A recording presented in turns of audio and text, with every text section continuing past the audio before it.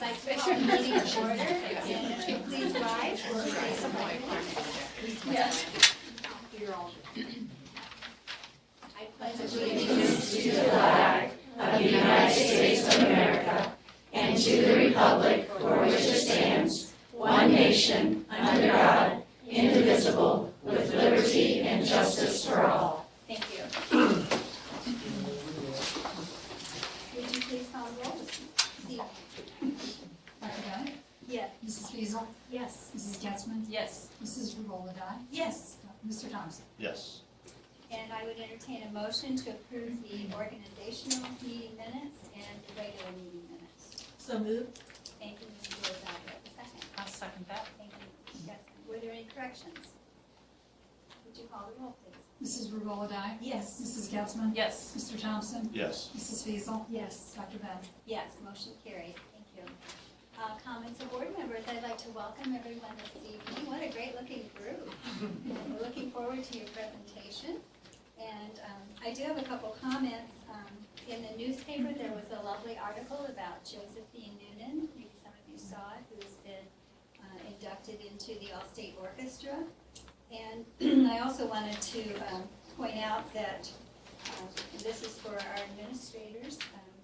The Capitol Conference, we have wonderful presentations that come to the board, and I'm hoping that one school, one administrator will at least take the ball and run with it and maybe do a presentation at the Ohio School Board Association meeting in the fall. So those are coming up. They need to be sent in by March 9th, so we have at least a couple weeks or so.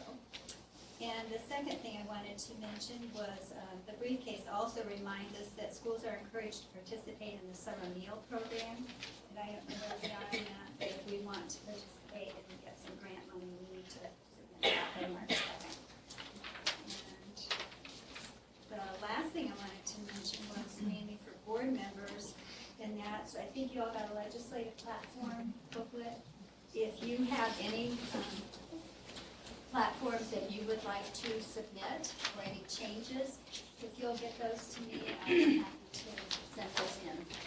Or you can send them in yourself for the Mount Vernon City School District every meeting. So if you'll look through those booklets and take that seriously, because this is what gives the Ohio School Board Association what things to work for on our behalf legislatively. It's not law, of course, but it gives them an idea of what we oppose and what we support.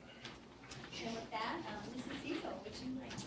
Yes, Pleasant Street, welcome. I see lots of young faces. So my first question to you all would be, have you enjoyed your snow days? Yeah, looks like maybe a full week though this time, right? This week looks pretty good. And I think there's a special retired teacher here that might be recognized later, so we welcome you to your works. Mrs. York, do you mind joining me for just a moment?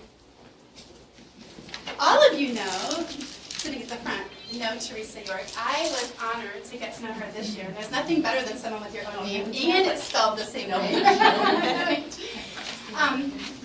Remind the rest of us, you have how many years in the district as a teacher? 30. And then you've been volunteering for?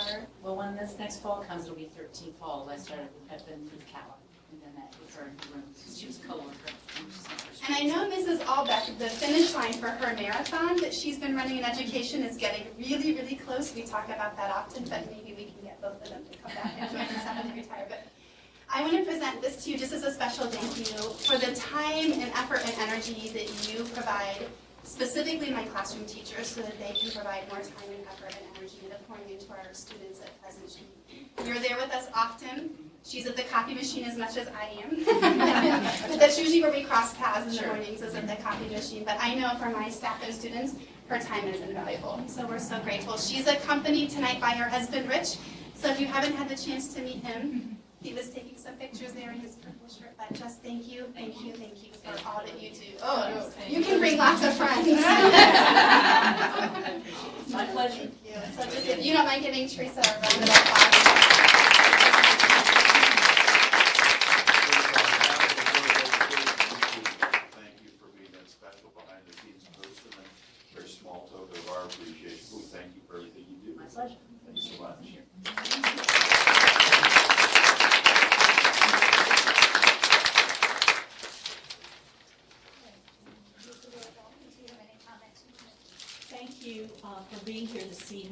thank you, parents, for bringing your children here, for grandparents, whoever might be here with the children. I know it's an effort to get out in the evening, but it's really important for us to know the successes that they are having, not just due to the teachers and the children's hard work, but the parents' hard work too, so we appreciate you. Thank you. Mrs. Gibbs? Welcome. I am a Pleasant Street Elementary grad, so my kids went to Twin Oak, but I'm a Pleasant Street Elementary graduate. I see two of my former students here. I'm better known as Miss Jody Karsten. Yeah. I knew I recognized you. Remember, you share a birthday with my son. Little things you remember. But anyhow, lots of exciting things happening in our district, not only in Pleasant Street. I know the high school is alive. We have lots of things going on with our sports activities. I would be remiss if I didn't mention the debate team, and we have a proud mama here for the debate team. Highest number of qualifiers for the debate, so kids, keep up the good work. There's lots of good things, both athletic, academic, and fine arts for all of you, so keep working hard. Good, thank you. Mr. Thompson? Well, again, I'm very excited to hear Pleasant Street's presentation, and I think it's pretty neat. This is the third grade class, is that correct? Right, that you're studying economics in action and the whole marketplace thing. I'm loaded for some questions, by the way. On top of the game. And then also, Teresa, so fitting for you to be recognized. And I would extend that out, that some people in this room don't know how much Rich has been involved in helping to promote Mount Vernon schools and the athletics over the years through booster work and done many, many things. So you folks have really contributed to this school district, and thank you very much. I only have one little complaint. I still haven't gotten an eye doctor established. So. I can recommend. Thank you. Well, I too would like to welcome you. This is kind of a little bit new digs for us. We spent last year at Twin Oak, and we enjoyed our time having board meetings there. It was a big space, and if you've ever been to Twin Oak, and you're down in that Commons area, you can almost go, hello, hello, hello. And so we kind of wanted to get to a little bit more of a comfortable location where it was a little bit more intimate. We're still trying to figure out numbers of chairs, and you guys blew us away, so we're going to add that to the list, but we're really excited that you're here and willing to share with us tonight. I would echo what Mrs. Getzman said. We have some incredible things going on. From the debate team, we recognized a young Career Center student today at Kiwanis as she received an award. We had 2 OCC champions in wrestling over the weekend, Max Van Fossen and Ashton Spurgeon. We had a swimmer win the breaststroke in swimming who's moving on to districts, and our boys basketball team clinched a championship share last week and go for the whole enchilada on Friday. So a lot of exciting things happening, and we're excited to hear what's going on at Pleasant Street. So I guess with that being said, we're going to go ahead and turn it over to you, Teresa. Who's controlling the computer? Mr. Cedar, is that? I'll tell you what, if you don't mind, I'll step in. Sure. You can do it anywhere you want. So parents and kiddos, thanks for coming. Students and I, as you guys know, between snow days, delays, and sickness, we are having a really difficult time getting everyone together, and we're missing some third grade friends tonight who got sent home from the school sick. I even tried to get the one to do a 1-minute video from her bed, but she just couldn't do it. So she just couldn't do it. But if you don't know my third grade team, Chris Bartel, Kathy Lechmeyer, and Melissa Murphy, and when you guys are ready, I'll get us into view mode here, and then when you guys are ready, you can come on up and just kind of give me high signs. So we do have some students who are able to join us, and we'll introduce them as their parts are coming up in our evening here, and then we do have one of our kiddos that we were able to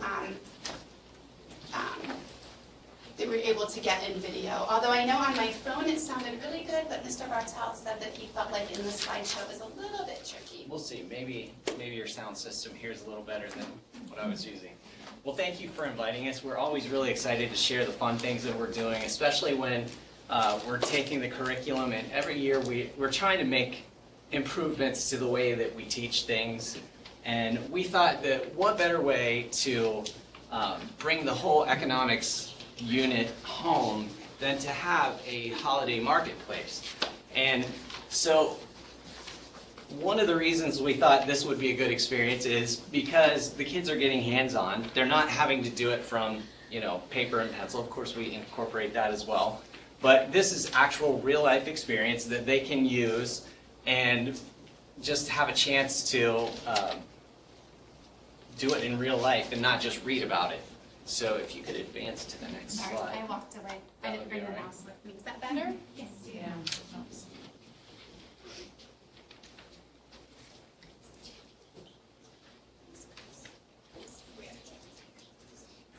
So some of the things that we wanted to explore, which are part of the state standards, are producers and consumers. And we wanted kids to understand how they can be a consumer. Of course, we're all consumers, but how they could also be a producer. So we practiced a little bit of that, and we'll talk about that in a minute. How goods and services are used within a community, and we tried to produce some goods as well as some services this year. We talked about scarcity of resources and scarcity of actual products. Like sometimes you don't get your, I'm dating myself with this, but you don't get your Cabbage Patch doll because they're all sold out everywhere. I didn't actually want one, but. And we discussed bartering and how over the course of years people transition from bartering to using paper money.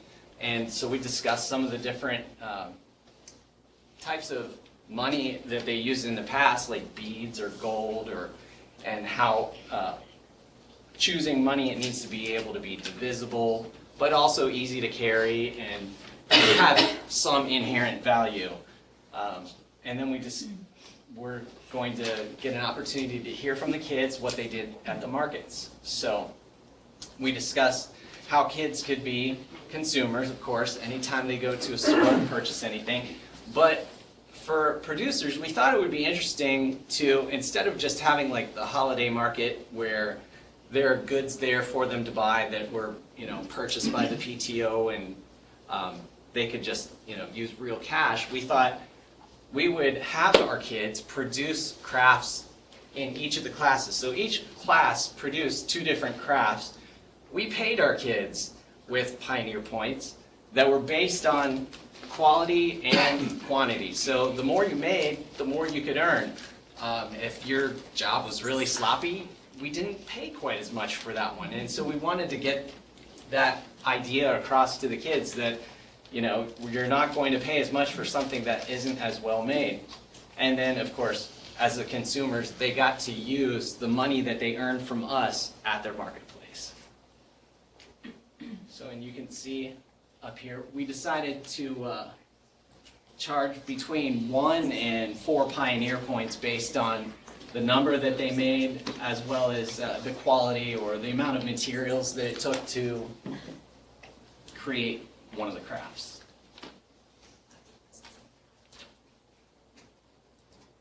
And I had 3 kids scheduled, and Sean, if you would like to come up and talk about the craft that you made. And what I thought was kind of cool about Sean is he did his craft on his own. He took the idea and ran with it, went home, came back from the weekend with several products that he had come up with on his own. So Sean, if you'd like to come up here and share a little bit about the crafts that you made. Would you like me to hold that up for you?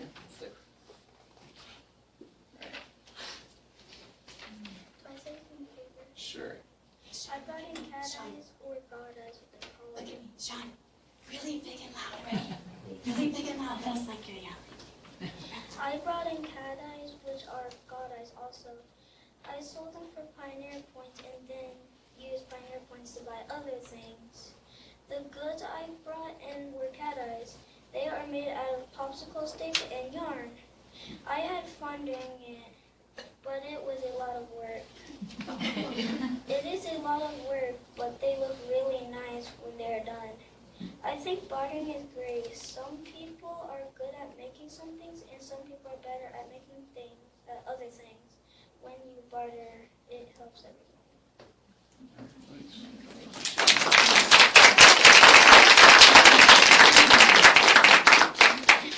And Eva's homesick. yeah, Eva's homesick, but she also kind of took this to heart and did her own craft project from her own supplies and made, which I don't have the example now, but she made like table toppers with boughs that they had clipped from their evergreens, and she sold those. And we have a video of Cassius, who also got into it. Now, he did not sell his. He wanted to make them because we said this was for holidays, so he wanted to give his as gifts. So we talked about, keeping some of the products that you made versus selling them. He So. gave them all to his mom, by the way. That's what they wanted.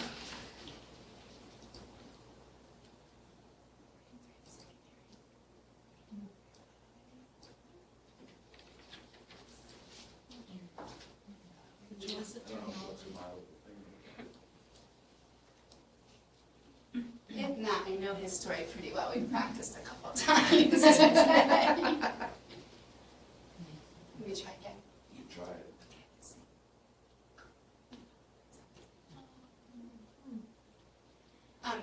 His story was he brought in Magic Tree House books for like his bartering, his collateral. But that's his mom's favorite series to read. And so he decided that nothing at the shops was worth giving up the books for the gifts that had been made.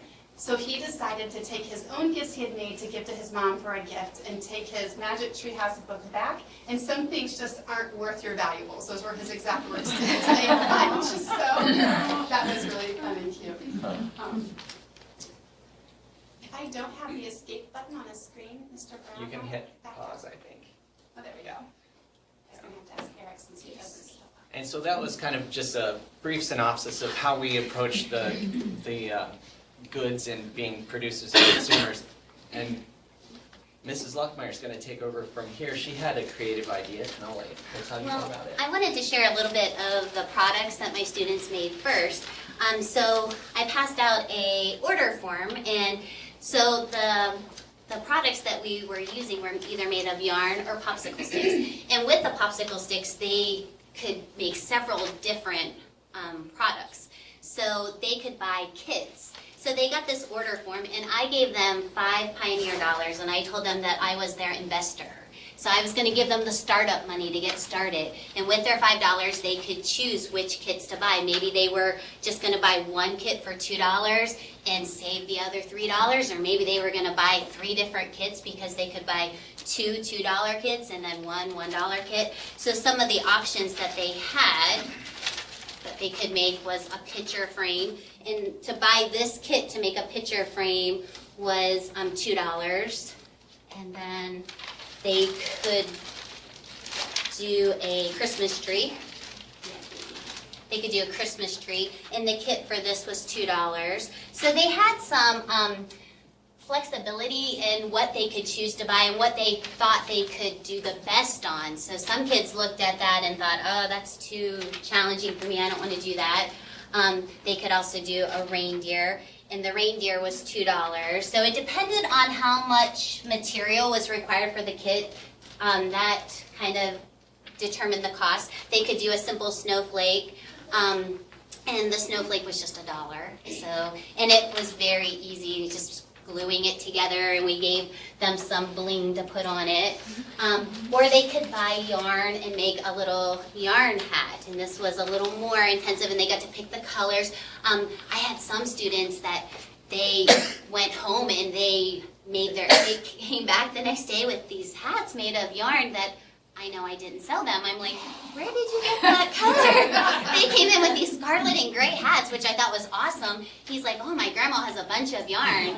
So he went home and got a bunch of yarn and made it and sold them to me at a profit, and he didn't spend any of his own money. So they really enjoyed this. So they had a lot of flexibility. So those were just some of the products that they could purchase, and then they would sell them back to me. So in addition to that, as a class, we also talked about services and how sometimes you can provide a service and get paid for that. So my class just started brainstorming, well, what could we do? So, and they just went to town with it. They thought manicures, and they thought desk cleaning services, locker cleaning services. Some talked about, I could give a shoulder massage. So they really were thinking outside the box with this. And then we took it to the next level where those who wanted to, some just stayed with the products, some did a product and a service. They were kind of double dipping. And they created posters advertising their service. And I had several that were offering the same service. So they were kind of looking and, they would cut their price by $1, to undercut them, where I'm offering this, you can get 2 for 1. So they really were thinking outside the box and really having a good time with it. So, we chose to participate as producers, they advertised their services, and then so you can advance it to the next slide. So this is some of my kiddos who were providing services, and I told them, I said, you can go ahead and shop, and I will stay at the table and kind of watch. And as kids come over, they had to sign up for the service. Now they signed up for the service and they paid that day, said they had to pay in advance, and then the kids delivered their services the next day. So I said, you guys can go ahead and shop, but many of them were like, no, I've already shopped, I want to be here. And they were, as people were coming over to browse the various services, they were like, well, if you come to my service, this is what I will offer. And not only will I clean your desk, but I'll wipe off the top for you. So they were kind of encouraging customers, if you will. So this is them working. And you can see the sign-up sheet that they created. So then the next day, they went and they delivered on their various services that they did. And we had the students that received the services, that had paid for the services, we had them sign a receipt saying that they were happy with the job that was done for them. Because at that time, the students who were purchasing these services had to make a decision to spend their money on a service that they weren't even getting until tomorrow, and by doing that, they didn't have money to spend on a product. So we wanted to make sure we had complete and utter customer satisfaction, so they signed off saying yes, they were happy with the service. And I have Karsten Hahn and Cooper Ferguson here to talk a little bit about their experience and the services they offered. So do you want to go first, Karsten? Okay. When we were bartering, I brought in a stuffed Flash toy animal because I looked around my room and I had a bunch of those little stuffed superheroes, and I looked around and I don't play with them anymore, so I brought in a Flash. And I traded for a Dare Woman Kid book because I love the series. My strategy was to keep trading until I was satisfied with my thing. I don't know what I did a locker cleaning service. If anybody needed their locker reorganized or cleaned, and I was thinking like when I was buying stuff, I was looking for which one had the best quality. And I learned that decision making can be hard. How much did you charge for your services? I think it was $1 or $2 now. Yeah. One or two. Mm-hmm. I forget. And how was that when you were cleaning out their lockers? Well, one of them, most of them weren't really messy. I just was Organizing for them and helping them? Yeah. That's what I need. Trash then. How many customers did you end up having? 2 or 3. Not bad for our first time, so good. Okay, you can break.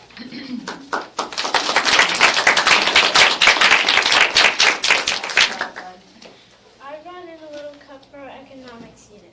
I didn't trade for anything. I didn't see anything I liked. I thought nothing else had the same value. I offered a massaging service for $2. There were Christmas ornaments. The ornaments were Santas, snowmen, snowflakes, picture frames, and toboggan hats. I liked the snowman the best. I learned that something might be too expensive for you to buy it. Then it's on sale the next day, and bought it. the next day, but somebody else might have had the money and bought it the day before. I really like the massaging service. It gave me an idea of what a real job is. And he had, how many customers did you have? He did a shoulder massage. You had quite a few. I was afraid his little hands were gonna get sore. And yeah, and we set a timer so that each customer got the same amount of time so that nobody could complain, well, they had a longer shoulder massage than I did. So he set a little timer, and when the timer went off, he would move on to his next customer. And so I think he really learned that business side of like balancing or scheduling times and keeping appointments, because he had appointments that he had to keep with for his customers. Very good.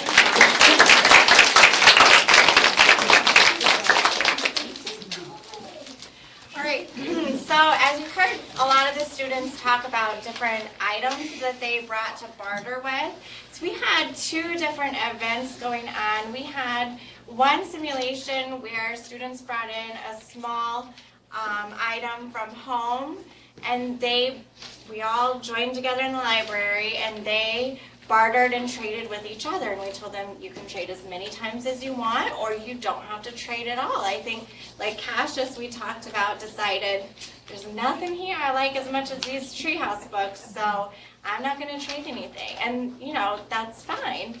So they really got to experience what it may have been like a long time ago when you had items to barter with, and we talked about, I think Chris, Mr. Bartel mentioned, you know, the kids learned that there used to be currency like shells and gold, and how we sort of ended up at this point of paper money, and a lot of them did discover, you know, like it's a little bit harder to determine the value of things because it's more subjective, you know, and they really experienced that through the bartering.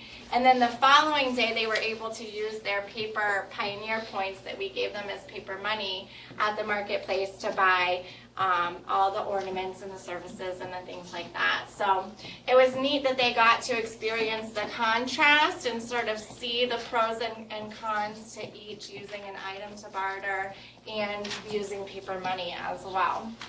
They also got to experience, I think the boys definitely hit on that, opportunity cost. It's hard to make decisions when you're buying, and they experienced that, they felt that. Whether they were going to purchase, we had several kids who decided, oh, you know, I'm going to get these bracelets that are on sale because they might not have an adjustable clasp, but I can buy more. Or, you know, students who only bought a couple things but chose from the more expensive, higher quality products. So they had to make those choices as they were purchasing because, like we said, they only had the money that they earned as producers to spend. They had to decide, do I wait in the long line to get this service? And are the goods going to run out? Are they going to be out of these hat ornaments by the time I get there? Making all of those decisions, deciding that opportunity cost was an important thing that they could experience firsthand.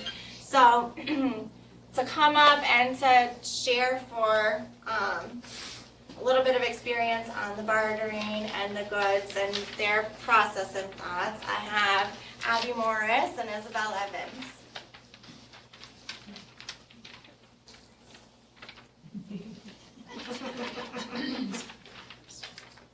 I brought in a fuzzy pink dolphin and I bartered with 2 people, Emily and Sean. Emily gave me a book and Sean gave me a stuffed animal. I ended up with a book. I tried to get better things by trading up the stairs from bad to good. We made flower pens, friendship bracelets, and pipe cleaners. Pipe cleaner games. I chose to make a variety of things because I wanted to practice and make better things for them to go in the better quality. I felt that it was worth it as a producer because it felt like I did something new and had it. As a consumer, I bought a cheaper candy cane because I could fix it because it was bendable and I paid less money, but it was still good. I learned that bartering with objects is harder than selling and buying with money. It was harder because I couldn't find anything better than the dolphin except a cute room with emoji, but Tallulah wouldn't trade.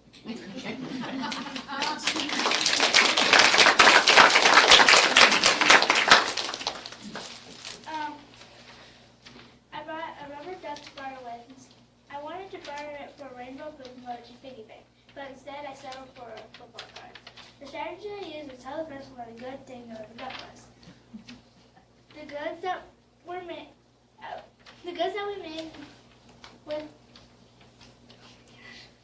the goods that we made to barter with were beaded candy canes, flower pen, and friendship bracelets. I chose these because I would be able to get more money with a variety of goods instead of only using one thing.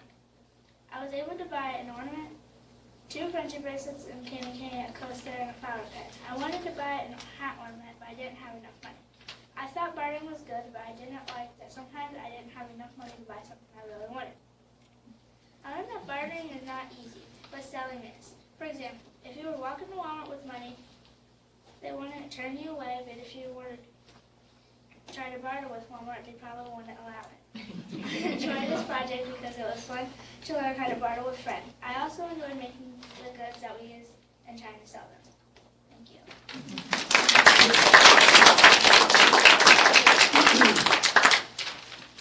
So that was just a little bit about our economics project and our holiday marketplace in action.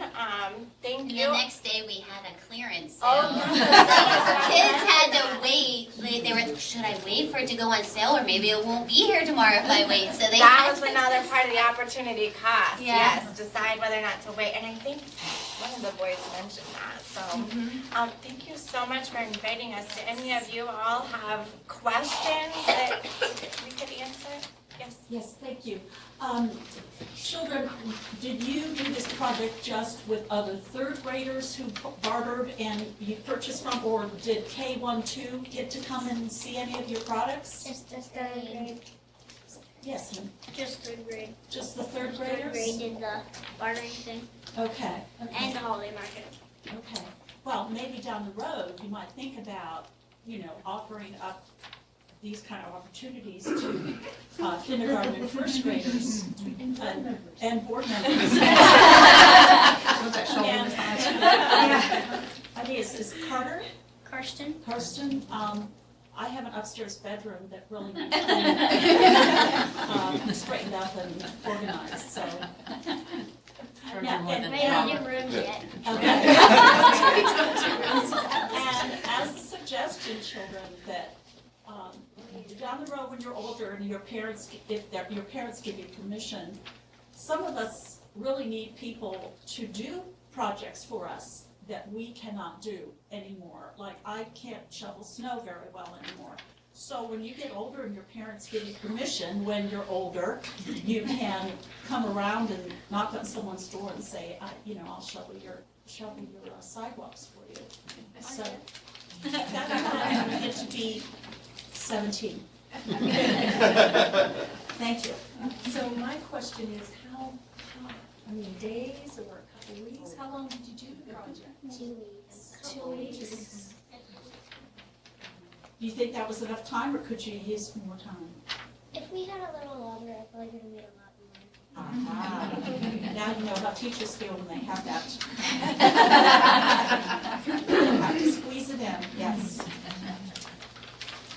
So each student was able to experience being a producer and a consumer, Yes. right? And every time I thought I had a question, you guys popped up there with already been there materials, buying the materials and the cost of materials and all that. That's really neat. A question that I would have is that we haven't inadvertently taught these young people how to barter with their parents, have we?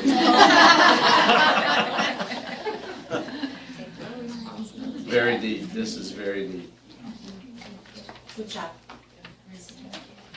And Carson, you can come clean my desk. Your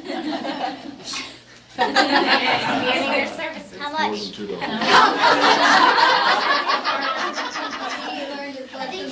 I haven't been to the big hugs yet. Sharp got it, Well, again, we want to thank you all for coming and presenting to us.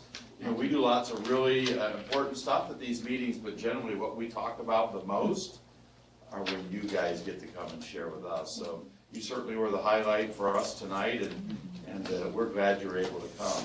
You are more than welcome to stay for the rest of the meeting, but we do understand it's a school night, and if you need to leave, this is probably a great time to do so. So thank you so much for coming. Yeah.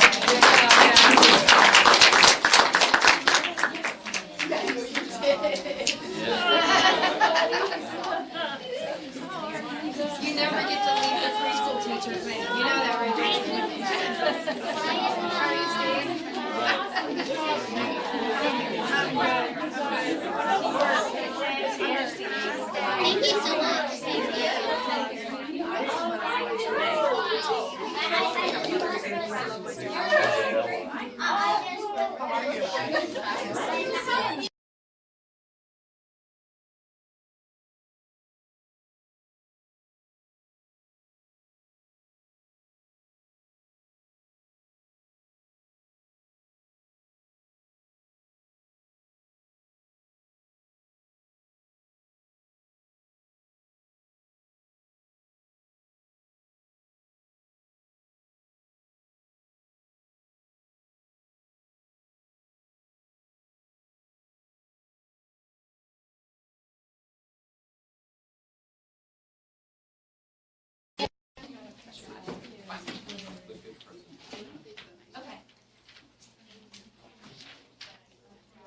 to the less exciting part of our meeting. I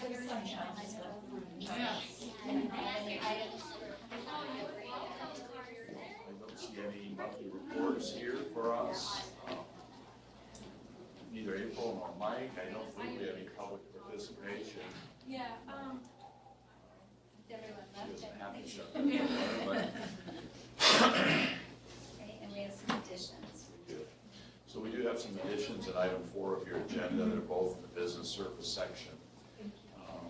You can leave that door open, Teresa, because it's a public Let me meeting. get them out the Oh, that's down the okay. hall. The bathroom lights aren't on, so that's a point of contention right now. Under business services, the third item is the approval of a memorandum of understanding for SNAP education for the fiscal year 19. It's something we've been doing for a long time. And it really talks about nutrition and education through the OSU Extension Office. Number 4 is a motion to accept the negotiated service of a Criterion architect Green Valley Design, and that is also in the business service section, and there's a link there. So those are the additions, no deletions at this time. Superintendent? I have a number of items for information for you. I've linked a couple different things here. The Central Regional Spring Conference is Wednesday, March 7th at the Villa Milano. Registration deadline is February 28th. We generally get a table, and if you're able to make it on March 7th, they always really have a nice, it's a nice time. And it's always interesting. I'm always trying to guess what the food is going to be, because it's usually fabulous, and we always walk out with extras. But if you're interested, please take a look at that. I've linked the conference time there for you and what time it starts. If you need any other incentive to go, we have an award of achievement. So each year, the Ohio School Boards Association presents an award of achievements to board members across the state who demonstrate dedication to self-improvement, service to the association, and work on behalf of their boards. So Dr. Bennett and Mrs. Fiesel will be being recognized. Congratulations to both of you. And so I probably can put you down for a table already, I hope. Or seats anyway at the table. So those are items for information. And I do have just a couple items for board approval at this time. Number 1 is a motion to change the March 2018 meeting date. You know, we worked on all of those dates at our January board meeting, and lo and behold, there was a conflict with March 20th. It originally was scheduled to be March 19th, but we moved it to the 20th. I think Mrs. Fiesel had something going on, and we had a conflict there as well. And so I appreciate us moving that, if we could, back to March 19th. And we do have a community school student participating in athletics, pending the paperwork, Isaac Che for tennis. So those 2 items for your board approval. Okay, I would entertain a motion to approve those 2 items as read. So moved. Thank you, Mr. Mulliday. Do I have a second? I'll second that. Thank you, Mrs. Getzler. Were there any questions about that? Would you call the roll, please? Mrs. Regola-Dye. Yes. Mrs. Getzmann. Yes. Mr. Thompson. Yes. Mrs. Fiesel. Yes. Dr. Bennett. Yes, motion carried. Thank you. Okay, student liaison report. You want to click on the success. The first item talks about students at Elyria City Schools, and they were 6th graders, and there were more than 20 of them who produced films that they actually showed on a big screen, and they used Windows Movie Maker as a software. And they had a wide range of topics ranging from death and DNA, which actually involved law enforcement and solving crimes, Greek mythology, coping with school bullies, and overuse of technology were some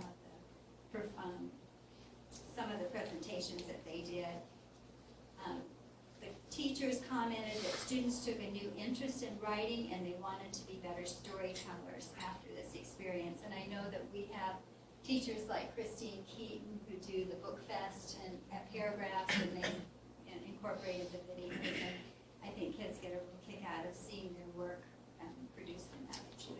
It's very motivating for them. Second, the Ohio students with manufacturing skills are in demand. There's actually a video. When I tried to click on a lot of other videos came up, so I don't know if we'll be able to do that. But we've been talking about this as a career center.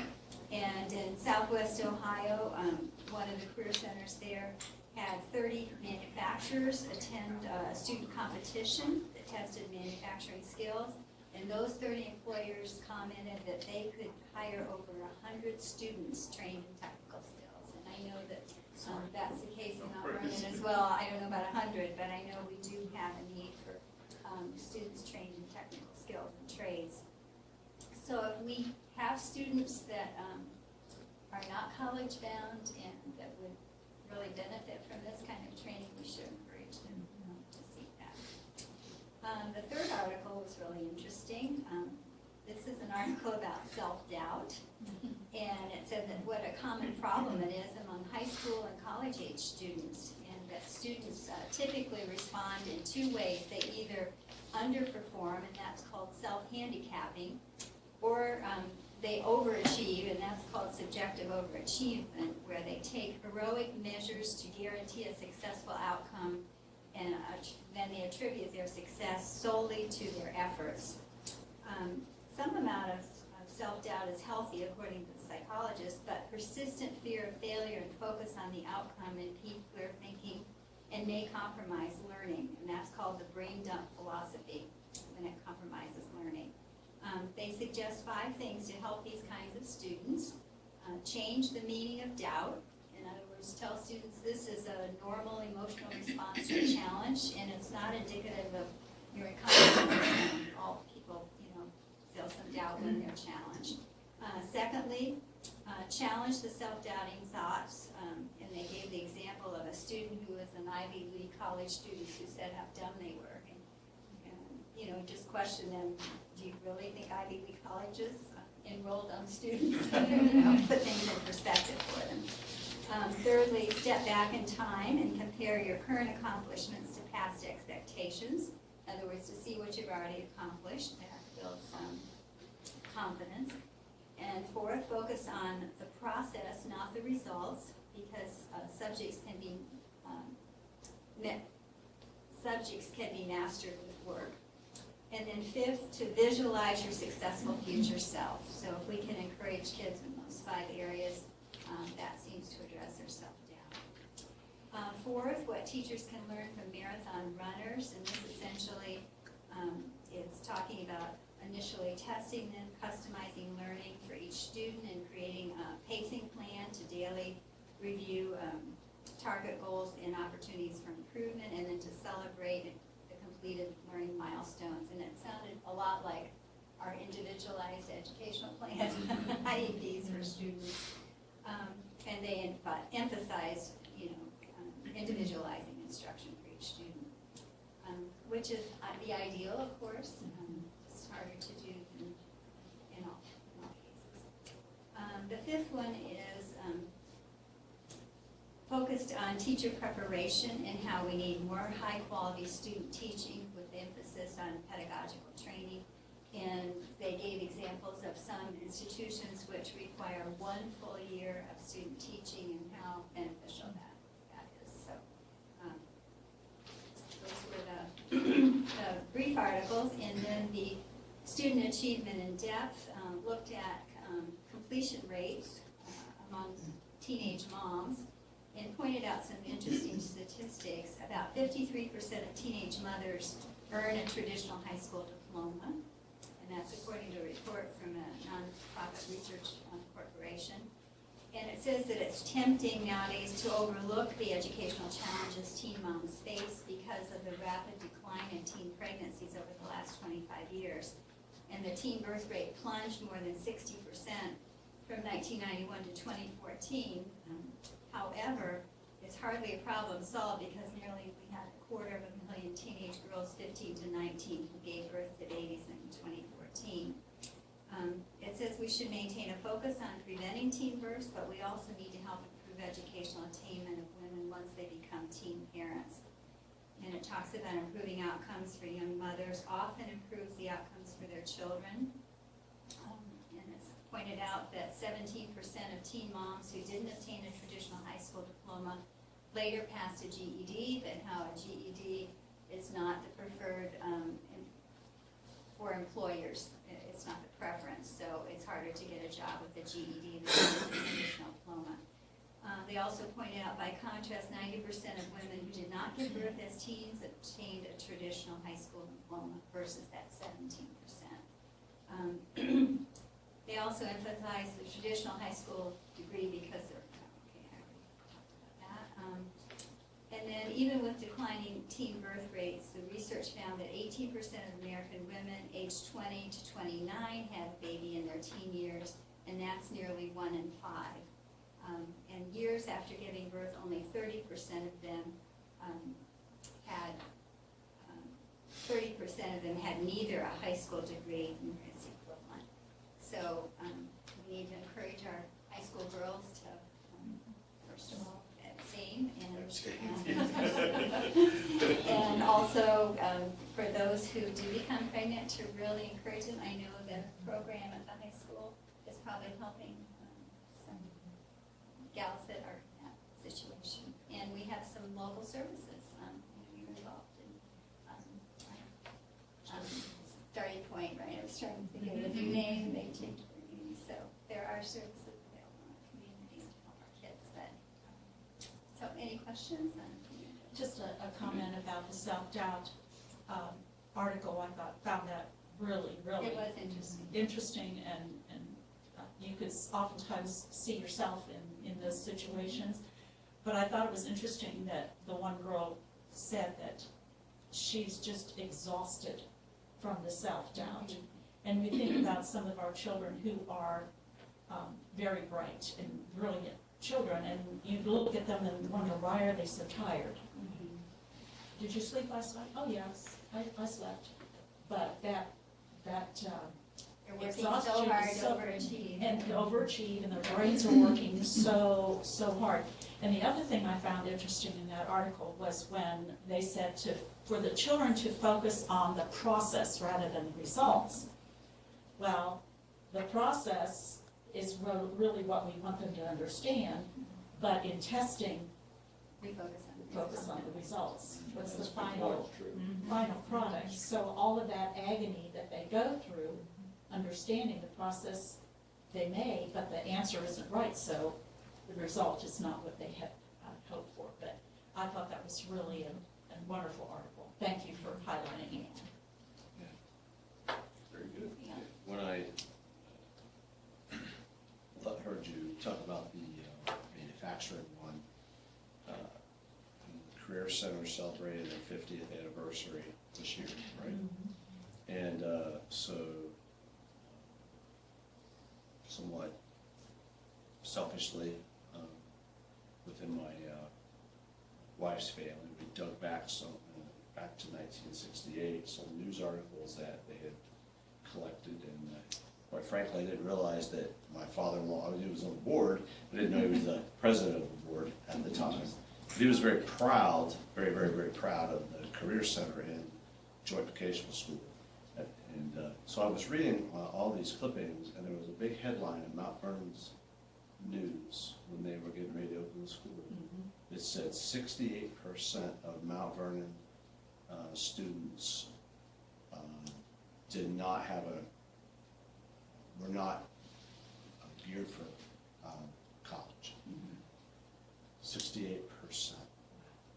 So obviously they did some studies, they had some information that gave them that way back when to support the creation of the JVS and obviously others across the state. What year was that? 68. There's really, aside from my personal interest, there was really a lot of interesting articles outlining why they did what they did, right? Which we get to experience now. But I guess I'm curious, if they knew it was 68% back then, what would we say it is today? Right? How many kids are college bound? How many really don't know? And just raise thought. Well, and another good point to be reminded of is the fact that so many of the kids at the Career Center, when they graduate, go to college. It's amazing and get wonderful scholarships. Exactly. And even have taken a couple of years and start, as a sophomore or even a junior. So it's I think it really says a lot about the community that our Career Center lasted and has thrived. And our state supported it, because some states did not support their career centers and they closed them. I know my sister said in Wisconsin when she was there, they were not pushing anything with career centers. And she said it was such a disservice to the children. And we need those jobs filled, so it's not like. Right. Exactly.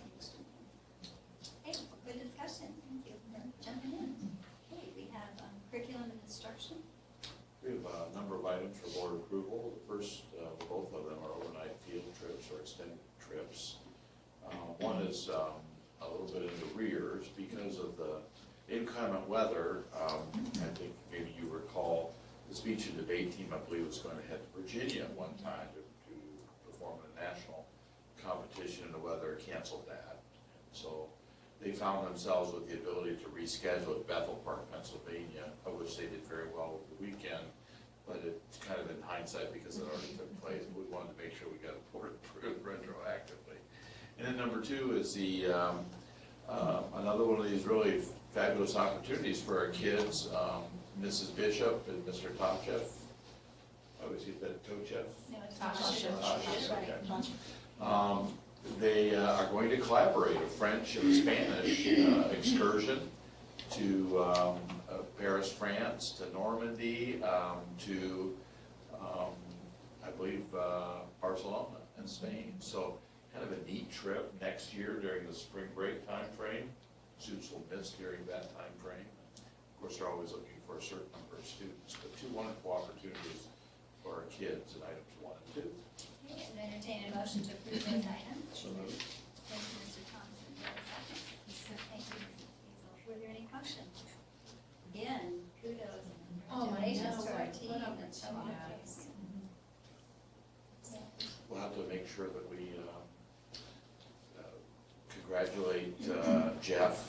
I know he's had some other exciting news in his world. I hope we can convince him to continue to support us in this area of debate. I wonder if we'll need to be grooming somebody else. Well, I talked to him about that because we approved someone as a middle school, and I had forgotten it was a middle school. He was so upset, so I talked to him and he said, "Oh no, I'm not giving up." So I think he's pretty committed to doing that. Jeff even shared with me, and I wasn't aware of this, but the Kenyon president has just offered any facility, anything that they can help them with the debate team. That is pretty special, to use a facility, or library, books, for research. So to know we have that type of support. Well, and I think Well, the number of kids that we've got is That's just really expanding. Sorry. that's fine. But that's why We're thinking in the same. added a second position just to make sure that we can support that. So irregardless, we want to continue to have a strong debate speech team. Hopefully we've laid a good foundation for that. Okay, you may call. Mr. Thompson? Yes. Mrs. Fiesel, Yes. Mrs. Regola-Dye? Yes. Mrs. Getzmann? Yes. Dr. Bennett? Yes, motion carried, thank you. And financial report. Okay, and for some reason I'm losing my voice. We'll start out with the financial report. You want to scroll down to the third page. That page right there. This is the report where I show the 5-year forecast and then the actual monthly revenues and expenses in the column where it says 2/118, and then the fiscal year to date, and then we have the percentage collected at the top and the percentage spent at the bottom. At this point in the year, we should be at about 58%. That would be for the 7 months. The salaries and benefits are a little higher. As I think I sent all of you an email today, that we do have some issues with our federal grants have been cut this year, and so some of the money that we usually use for the federal grants, from the federal grants for salaries, will have to come out of the general fund. So it's a little higher. I will be making a slight change, not a huge change, to the personnel services and the more specifically personnel services in May when I update the forecast.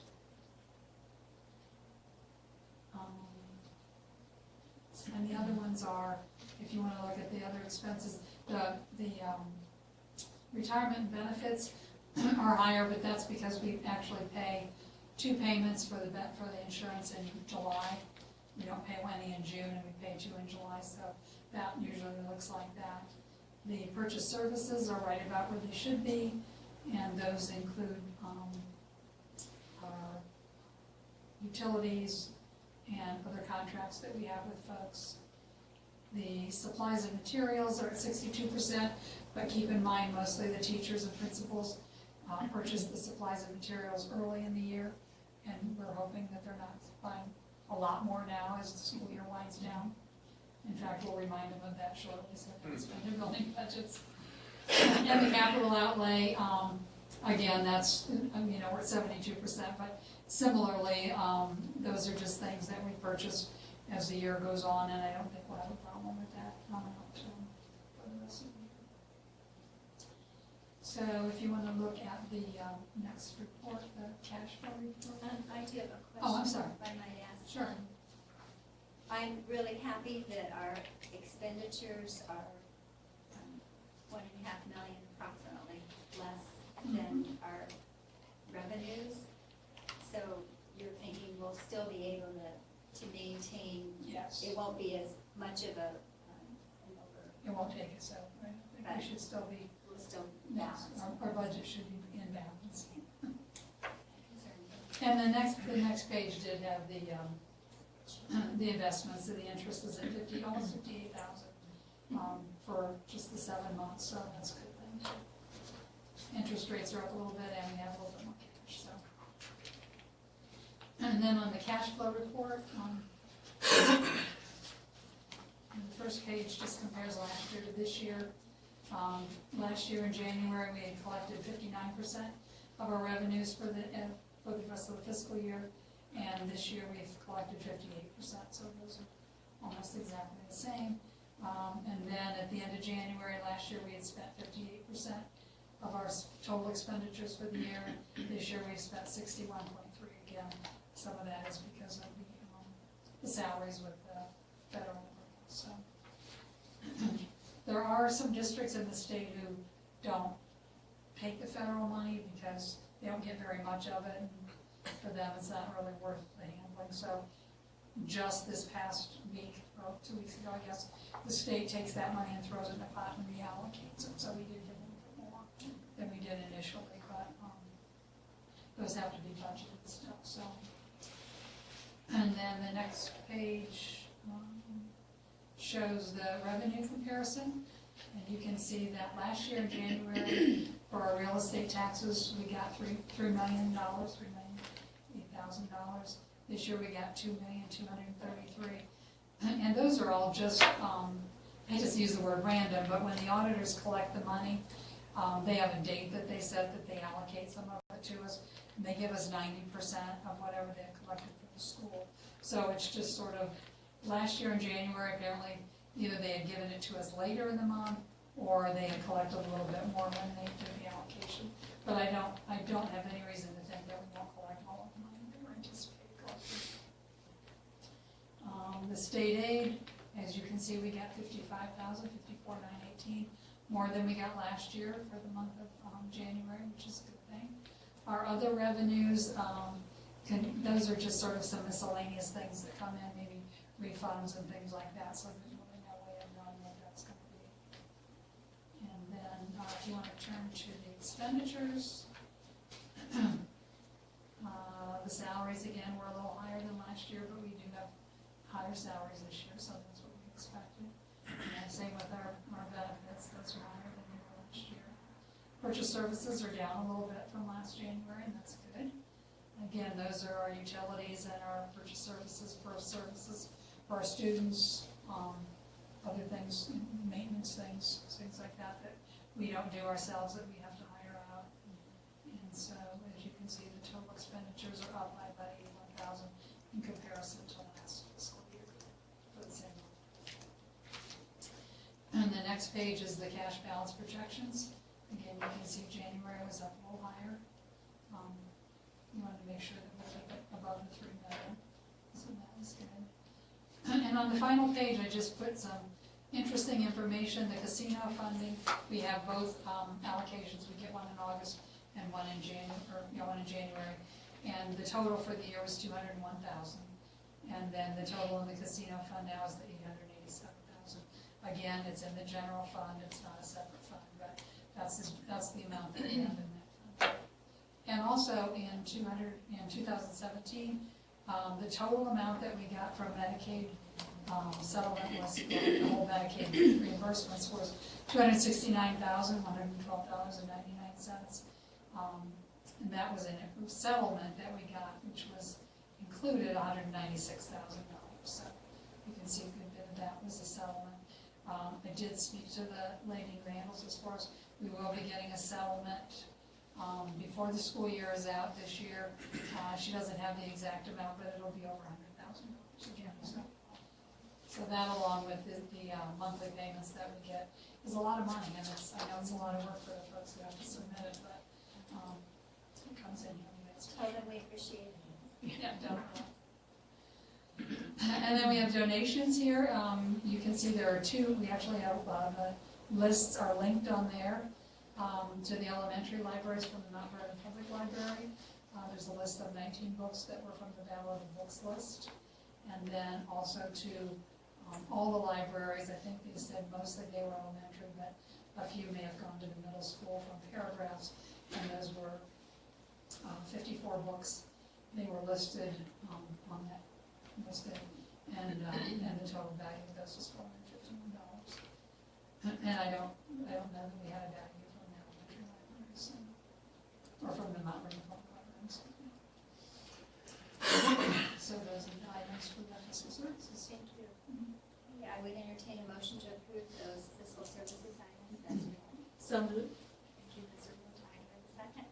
Second. Thank you, Mr. Thompson. Were there any questions? Just one, which I know probably isn't that important, but on the federal grant money, that was that, did you say that was reduced or eliminated? It was reduced. It was reduced. Yeah. We have 6 or 7 federal grants. The big ones are the IDEA, which is special ed, and Title I, and then we have several other ones that are a little smaller. But the total that was reduced between last year and this year was $300,000. But it's not eliminated. Okay, so was that, it wasn't from the IDEA for the special ed, was it? There was some reductions in all of the grants. In all of them, okay. Yeah, and it wasn't just out of one, but they were. Primarily it was special ed. Those are the big ones. They're close to over $1 million each. Yeah.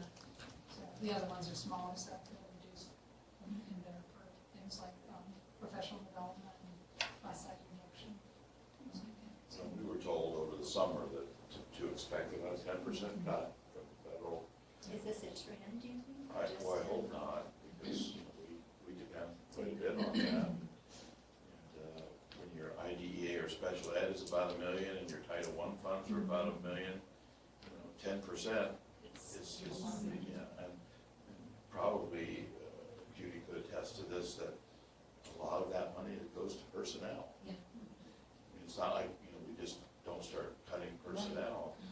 If it was buying a program or something like that, then you'd start to Yeah. look at that, but when it's in personnel, it's more challenging. Thank you. I will say too, before you vote, just as a comment, in this fiscal area, we did just receive from the ESC, they give us projections of what our costs will be.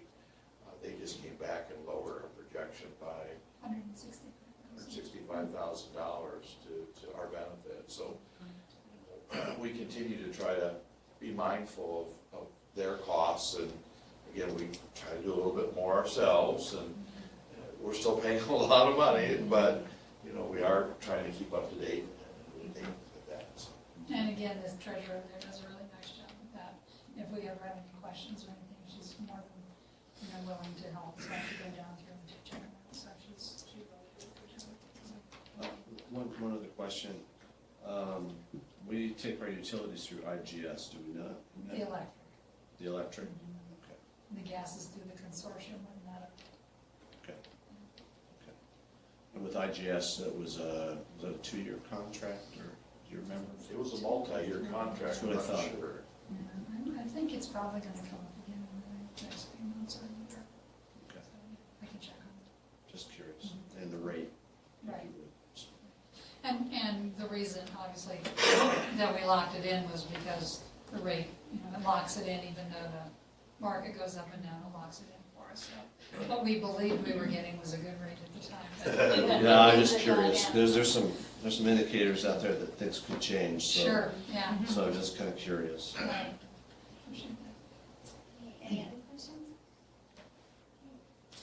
Call the roll, please. Mrs. Regola-Dye? Yes. Mr. Thompson? Yes. Mrs. Feasel? Yes. Mrs. Getzmann? Yes. Dr. Bennett? Yes, motion carried. Okay, legislative liaison. Thank you. We'll try to keep it even more brief. If you want to go on the link, that's fine. If not, that's okay.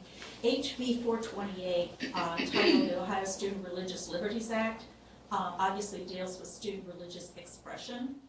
HB 377 requires age-appropriate instruction in child sexual abuse and sexual violence prevention. It also requires staff training in the prevention. SB 216 is referred to as the Ohio Public School Deregulation Act. The substitute version made changes. Now this is the latest that I have, but there may be some new things that were changed. Last month, they eliminated the kindergarten readiness assessment.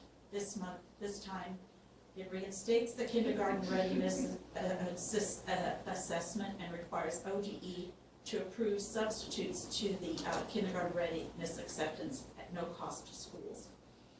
Also, education licensure bans are going to be, they recommend pre-K through 12 and 5 through 12. It also specifies the Cleveland Municipal School District for certain teacher evaluation frameworks. It revises the professional career teaching licensure and education license for substitute teaching. It eliminates requiring an indicator for gifted students on report cards. It is a professional development hours can count toward hours for gifted professional development. But the latest version has other changes that I didn't go into, but I just don't know, they're just gonna keep changing and moving things around. I don't know if anybody else had any more updates on that HB 216 or not, or SB 216. I hear the same thing. I mean, it keeps changing. They Yeah. take it in, take it out, and the grade level bands, most recently I heard that they're not going to accept those 2 grade levels. They're going to keep it K3 and so on, but they're going to leave some caveats where it allows superintendents some flexibility between there, but leave those alone. There is some thought that they're going to extend for 2 years the graduation alternative pathways, which we believe is a good thing. And so, I guess I just don't get too worked up anymore over all of these bills because they just so ever change. first I've heard about that, the bill about the religious liberties. I'd be interested to see what that's about, but it's ever changing. The interesting thing about those teaching bands, K through 3 and so on and so forth, when they first instituted that, I was still teaching, of course, and we were not really happy as overall as teachers with that decision because we felt that it limited the ability of a school system to get really, really qualified people into your school who wanted to teach maybe 6th grade, but where there was a 6th grade position open in the school district, but they weren't qualified and they got K through 3 or something. So I never felt comfortable with that whole thing. But that's just me. I think that we miss out on a lot of really highly qualified people. I think that more and more I'm becoming convinced that some of the changes are also higher level education decisions that impact us. So when they develop these tracks at the college level, it's hard to just change it because they're so embedded into those processes. I will say something that we just recently got, the Board of Regents, they turned down our application to keep our Kenyon College financial agreement the same. I got a respectfully thank you letter, but basically said they want to treat everybody the same. So, we're going to have to find ourselves raising our costs, and, or we actually have to pay more, even though Kenyon would like to keep it minimal. So sometimes, we get frustrated because decisions are always at the legislative level, and perhaps they are more involved than they should be at times. But there's other folks, other entities that drive a lot of conversations as well. So sometimes the one that has the, what is that, the squeaky wheel? Agrees. Yes, the ones that speak the loudest. Well, back in the Stone Age, it used to be you were certified K-8 or 7-12. Yeah. we were really hoping that would come back, Yes. actually. We were hoping for that. So Didn't mean to offend you. Yeah, we're all the Stone Age. That's what I think you're saying. That's it, thank you. recommended items for board approval in this section. We have a number of free facility requests. You can see those. We're coming towards springtime. And so from Girl Scouts to Girls on the Run to Mount Vernon Baseball Association, a number of free facility requests in which we certainly encourage the community to use our facilities. We have a couple items here. One, the Knox County Grange is going to use Mount Vernon High School cafeteria for a banquet. We do charge them a nominal fee for that. Item 3 was an addition to your agenda. It was a memorandum of understanding for SNAP Ed. Maybe You want to see what that looks like? It's a document that it's kind of a letter written a little bit more like a letter. They kind of, I don't want to roll through there too fast for anybody, but they kind of tell you what it's what they agreed to do. And then they tell you just briefly about some of the services that they offer down here. I will be the first to say I don't know a lot about SNAP Ed. Do you know much about SNAP Ed, Teresa or Eric? Or the OSU Extension Office offers these classes on nutrition and healthy living. And they've been doing it for years because we've been approving it for years. Is the contract obesity program? No. No? I didn't remember it being called that. Is the title Job and Family Service? I mean, SNAP, it used to just be called the County Extension. I thought maybe These are just who the deliverables are. We do have Mark Kime is involved in this, so the food service department is directly involved with some of the SNAP Ed nutritional stuff. So is it the summer lunch program? I mean, federal 50% of the audience will receive SNAP benefits. And fees for schools that have a certain number of free and reduced lunches. So when you really look at this, all of our elementaries qualify with the exception of, and this is Riverside Park. So, Hiawatha, yeah. yeah, so maybe this does have something more to do with the summer program. With the summer program. You're talking about.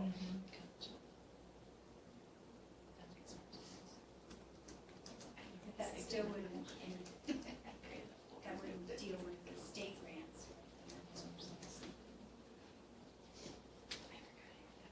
That helps. So we just got this, and Terry asked if we could add it today. She said we do it every year, so I went ahead and put it on here. I can try to find out a little bit more information relative to this, but here it says SNAP education materials used for these lessons, the property of the Ohio State University. So we'll offer programs to youth K through 8, so they are tailored to the needs of the audience and encourage audience to invest in their personal overall well-being, as well as that of their neighborhood facility. So maybe if it's educational. It's educational, sir.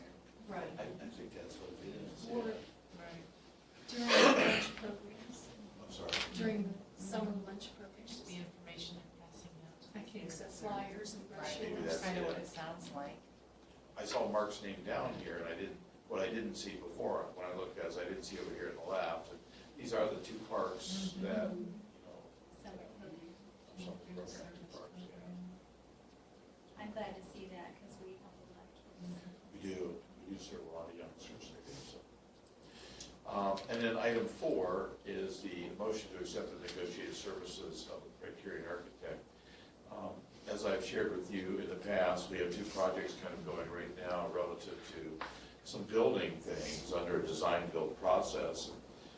In each of those processes, we need a Criterion Architect. That's an architect that will sit down, give us a basic schematic, and then tell these design builders exactly what they're bidding on and what they're looking at. It's supposed to be a cheaper way in which to finish a project and a bit more timely. And I was shooting for 1% on this, which is a pretty ambitious goal, and we really got almost right there. So we've got a not to exceed $27,000. 1% of the $2.5 million project is of course $25,000. And so there are some of these things that, as we talked, they say not to exceed. And so I still think we're going to stay in that range. I mean, we're going to go through that process, but at least we have a top end, and it's not far from where I was hoping. I will say we did have some negotiations. I mean, we were starting a little north of that, and based on my conversation with other superintendents and other districts doing design build, we still felt pretty strong since some of the work had been done. And you saw some of those drawings and stuff, so it wasn't like we were starting completely new here. And so I felt like that needed to be considered, and they have done that. So those items, really 1 through 4, for your consideration. Okay, I would entertain a motion to approve those items, and if there are questions. So moved. Mrs. Getzmann, do I have a second? I'll second it. Thank you, Mrs. Cecil. Any questions? I had one, and now it's kind of like, it left when I started getting interested in this stuff. Anybody Oh, else? I remember. With losing the number of people that will possibly lose with Siemens leaving, is there any kind of did you hear any rumbles of concerns about the money that we would need to raise if we can complete this project on the end of the athletic boosters? I haven't heard, I've heard concerns about Siemens leaving, of course, but I haven't heard concerns relative to fundraising. As a matter of fact, there seems to be quite a bit of optimism right now as it relates to fundraising. Good. I think they had a really positive meeting with the Community Foundation. I think they also got a nice positive feedback from First Knox about matching funds from the Community Foundation, which, if you know the kind of money that they're talking about, matching funds is always a really neat way to go. And so I've not heard that to be certainly a detriment. That's good. We need to have anybody leave our community though. Yeah. And, Especially some men. it is, and you know, we did wonder after that, Judy and I were talking, I wonder how many folks that will impact their Mount Vernon folks, and I know there's going to be quite a few. There are quite a few Siemens folks who live outside of the district as well. Well, how many have students? I talked to one today at Kiwanis that, you know, it's there, I guess you're left with a couple choices, right? You're left with moving to where they might like you to relocate or have to look for another job. And it wouldn't be a time that I would envy that occur. I think most of the folks who are at Siemens currently are pretty talented folks. I mean, they're engineers and you know, so, but still there has to be work to be had. So hopefully they'll all get a job and we can keep those in our community. And then the thing too, Mary, I had talked to Bob Teal, who's kind of the treasurer, well, he is the treasurer for the athletic boosters and then kind of spearheading some of the financial piece of this. The other entity that they talked to was Mark Ransom. And Mark, they're to find out Wednesday of this week, I think it is. 14, 15, Wednesday, Thursday of this week, what the community trust will be able to come to the table with. And then Mark Ramser again talked about looking at potential matching funds. So they have 4, and then Jill Dwin, they said, had talked to them about windows and either donating all windows or at least at cost. So those were going to be some huge, those 4 benefactors, yes. They were looking to really be able to tap in. And then he said in talking with some of the community leaders right now, they said it's now even more important or more imperative that we build this facility as they go out into the communities to try and bring businesses here, that we have something like this to bring, and bring families to our community. And I mean, when we go to other school systems and we see their facilities, Yes. it's not a Correct. gymnasium, it's a facility. It's Correct. like, wow. Yeah. Yeah. You know, no wonder people want to live here, you know, Yeah. so. Okay, thank you. And I will say the interesting part with some of their fundraising efforts is oftentimes you go after like one-time money opportunities. They're really trying to promote this multi-year ability. So maybe not a one-time big gift, but maybe a 4-time smaller gift that equals or even is bigger than the one-time gift, because a lot of times people can't just, you know, give you the big gift, but over 4 or 5 years, and then there's a willingness to give even more. So the commitments are nice to see. Thank you. I would entertain, call the roll. Mrs. Getzmann? Yes. Mrs. Beazle? Yes. Mr. Thompson? Yes. Mrs. Regola-Dye? Yes. Yes, motion carried, thank you. Student services. I have just one item for approval if you want to open up the agreement. This is an agreement between Nationwide Children's Hospital and the district. It is retroactive. These are consultation services for a student in the district who we need some behavioral consult for. Dr. Bennett had emailed some questions, and Mr. Will and I had talked about those answers to those questions. I'm not sure I want to say out loud, but I will say I think they didn't write the contract to their benefit. Well, I was just shocked because It's a much if they're less, coming and doing anything. it's a for much less $29, expensive that's- contract than we typically see from them. But I'm gonna ask for your approval on it, so we're just gonna go with Well, it. and Lock it in. We'll go lock that one in. The $29 was just a surcharge for travel, right? Well, Six, it's saying for six visits, And then each visit And is just each $29 visit- total. yeah, so, Didn't make sense to no, me. it doesn't I'm make happy sense it to me does. either, but we're Okay. happy with it. Okay, All right. would entertain a motion then to approve this good agreement? So moved. Thank you. Mr. Regola-Dye, do I have a second? I'll second that. Thank you, Ms. Jansen. Any other questions? Okay, would you call the roll, please? Mrs. Regola-Dye? Yes. Mrs. Getzmann? Yes. Mr. Thompson? Yes. Mrs. Fiesel, Yes. Dr. Bennett? Yes, motion carried, thank you. Personnel. All right, under personnel, certificated and licensed staff, I have no items for information at this time. I do have a retirement to share. Mary Jo Behrensmeyer has finally decided it's time to slow down just a little bit, and she's going to retire effective the end of the year. I have had some conversations with Mary Jo as she's been preparing to make this decision. And I think I shared in a board update my desire to really look to, as a retire, rehire for her. And the idea behind that would be just to get these first-year Latin students the opportunity to get to 3 years. And so it'd be kind of a phase thing. We would hire her back probably for just 2 years. And in year one, we'd be looking at 3 to 4 classes. And then the second year, we'd probably just be looking at, 1 to 2 classes. We're not looking to add any more Latin students at this time. I think the district will have to decide, whether we want to fill it with a Latin teacher again, or whether we want to look somehow differently at our foreign language offering.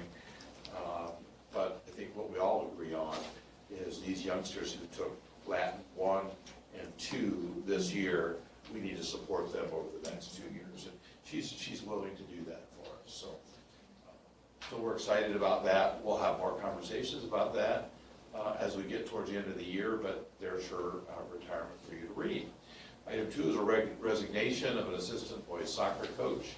And item 3 are the employment of a number of different supplemental positions. I will say I did have a call or two regarding some of our supplementals and today, and did make some connections with both Justin and a few of our coaches. Needless to say, we continue to find it challenging to fill some supplemental positions. We're just not getting, kind of that big pool of people who want to do these kinds of things. But I may explain a little bit of that as we go through. So you see some supplementals there. Those are folks who obviously currently work for us. We've got some substitute teachers. We've got some extracurricular folks. And then as you get down here under volunteers, what you'll notice is we have a number of volunteers, and quite a few in baseball. I do want to make sure to reiterate to the board, and I reiterated to Justin, our athletic director, whenever possible, we want to make sure that we kind of safeguard the relationship of parents coaching their kids. And it's always a challenge. We do have some volunteers listed here because we didn't have other folks step up who are volunteering some of their time, but it happens to be at the level at which their kids are. They're not paid coaches, but they're volunteers. Even that, in a perfect world, isn't the perfect scenario for me. I think I like to leave parents to be parents and players to be players. I always have, there's always times where you've had a coach who's been really well established, and it just so happens their kids grow up. I look at that a little differently. But when they kind of just jump in right when their kids need a coach, I will say that will not be our preference or our practice. However, if we find ourselves with nobody to coach and we have to have somebody, I think we would accept them on a volunteer basis first. We'll always try on the paid coaches side to not bring first-year coaches in, especially coaching at their child's level. So I want to make sure you are aware of that, and that we're aware of it too in our care group. I appreciate your sensitivity to that. You had some experience.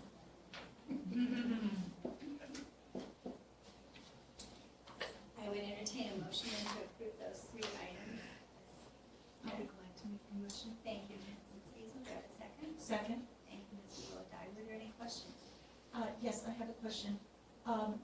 When we're talking about having difficulty filling these supplementals, is it because there just aren't enough bodies, or is there a problem with not paying enough with the supplementals? Well, I suppose that depends on who you ask. I feel as though our pay scale is commensurate with a lot of other places. I think it's a time commitment that becomes really quite the challenge. It's a time commitment, and younger teachers have children, and their commitments are at home, and so, it's not something that's just unique to Mount Vernon.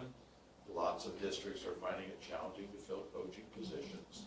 I will say that times are a little different too. I shared with somebody most recently in my 16 years as a head coach, I could probably count on one hand the number of kind of challenging conversations I've had with parents. And there is a bit of an empowerment sometimes by parents, and it causes more of those kind of difficult conversations to a point to where, quite frankly, people say, it's just not worth it. So we certainly have to protect our coaches, our advisors as best we can as well.